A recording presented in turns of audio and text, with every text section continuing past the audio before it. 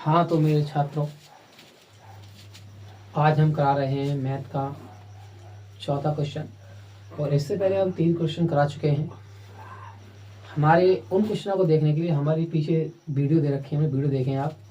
और अगर आपने कुछ भी नहीं पढ़ा है पूरी साल, तो इन क्वेश्चनों को करें। 2025 में आने की पूरी संभावना रहेगी, इनकी 100% आएंगे। देखिए, इसको हम हल करेंगे। हमने पीछे सवाल कराए हैं, वहाँ कराए सम संख्या या क्रम अनुसार, ठीक है, क्रमांकगत 2 संख्याएं, ये उस टाइप के हमने सवाल करा चुके हैं। और ये अब सवाल है हमारा विषम धनात्मक का। देखिए, हम हल करते हैं। हल माना धन विषम संख्या, माना धन विषम संख्या x है। देखिए, हमने क्या मान लिया, x मान लिया, x मान लिया, ठीक है। हमने क्या ले लिया, x है। तब विषम क्रमांगत संख्या, क्रमांगत संख्या क्या होगी हमारे पास में, x+2 होगी। क्या होगी, x+2। देखिए, संख्या क्या होगी, x+2। अब देखिए, यहाँ पर ये कार्ड है सर, आपने 2 ही को लिया, तो 2 लेने का कार्ड ये है कि ये जो संख्या हमारी कोई विषम संख्या है। क्या है, विषम संख्या है। तो अब हमें क्रमांगत का मतलब होता है अगली विषम संख्या प्राप्त करना। कौन सी संख्या प्राप्त करना, अगली विषम संख्या प्राप्त करना। जैसे मान लो हमने x के जगह पर हमने मान लो अपनी तरफ से 5 रखा है, ऐसे मान लो कुछ देर के लिए। अब अगर हम 5 में अगर हम 1 को जोड़ेंगे तो हमें ये सम संख्या मिल जाएगी 6। या फिर मान लो हमने कोई संख्या मान लो 7 ले ली, क्या ले ली, 7। और 7 में अगर हम प्लस करेंगे 1 तो क्या हो जाएगी, एक और मतलब 8 हो जाएगा, मतलब 8 निकल के आई। इसका मतलब क्या है, हमें सम संख्या प्राप्त हुई।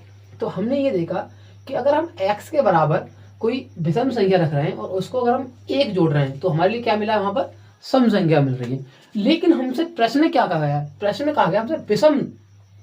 अब विषम प्राप्त करने के लिए क्या हुआ कि अगर हम इन दोनों में क्या करें, जैसे मान लो हमने यहाँ पर 2 जोड़ दिया तो हमारे पास अगली संख्या निकल के आएगी 7। और यहाँ क्या हो जाएगा, हमने 2 जोड़ने के बाद में 9। तो ये विषम संख्या ही था, ये भी विषम है, ये भी विषम है। तो हम ये सीखे इस चीज में कि अगर हम विषम संख्या में 2 को जोड़ेंगे तो अगली हमारी विषम संख्या निकल के आएगी। और अगर हमने सम संख्या में अगर हमने 2 को जोड़ा तो अगली संख्या हमारी सम संख्या निकल के आएगी। ये आपको मुझे लगता उम्मीद है कि आपको पूरा समझ में आया होगा।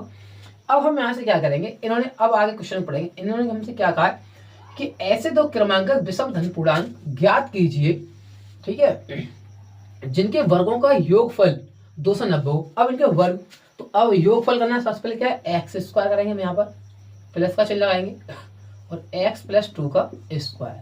और इनके स्क्वायर के बराबर हमारे लिए चाहिए 290। कितना रखा है, 290। उम्मीद है आपके समझ में आ रहा होगा।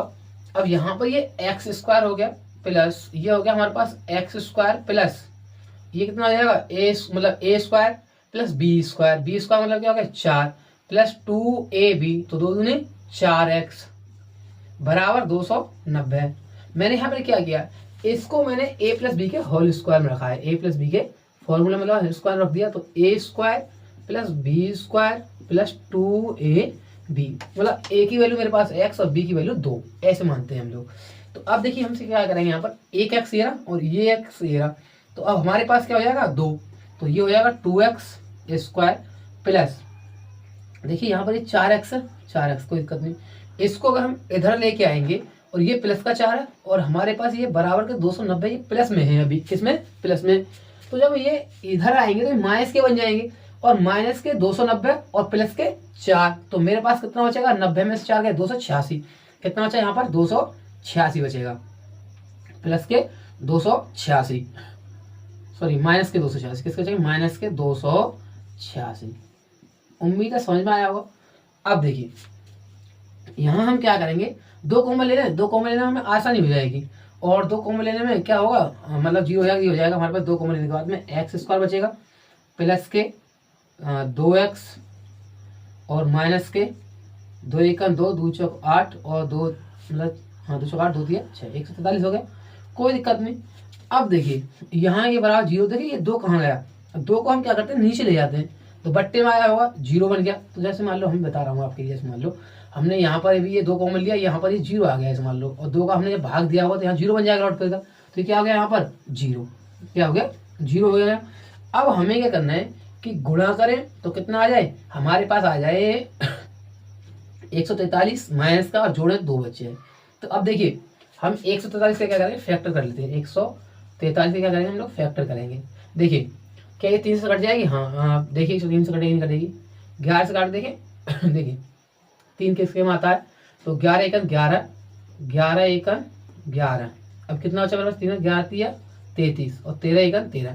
तो आप जब देख रहे हैं कि अगर हम 11 और 13 क्या करते हैं, 11 और 13, तो हम क्या करेंगे यहाँ पर एक्स स्क्वायर करेंगे, प्लस के कितना करेंगे 13x माइनस का 11x, कितना जाएगा यहाँ पर माइनस का 11x और माइनस के 143 बराबर 0। देखिए यहाँ पर समझा दूँ आपके लिए, ये हमारे पास जैसे माइनस का 143 है, तो यहाँ पर हमें माइनस का 143 है, यहाँ हमने सर माइनस का 13 क्यों रखा, ये 2 क्यों रखा। देखिए हमारे पास 2 प्लस के अगर 13 होंगे और माइनस के 11 होंगे, मतलब देखो मान लो 13 क्या हो माइनस के हों, सॉरी प्लस के हों और माइनस के हों 11 हों, तो यहाँ कितना बचेगा मेरे पास 2, कितना बचेगा 2 है ना।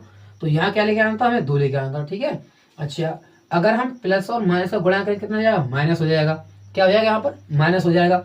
तो अब हमारे लिए क्या मिला यहाँ पर, तो 11x हमने माइनस का रख लिया ये अब यहाँ से कॉमन क्या मिल रहा है मेरे पास, एक्स मतलब कॉमन मिला हमारे लिए यहाँ पर x कॉमन मिल रहा है, तो ये यहाँ पर हो गया x हो गया और यहाँ क्या हो गया प्लस का 13।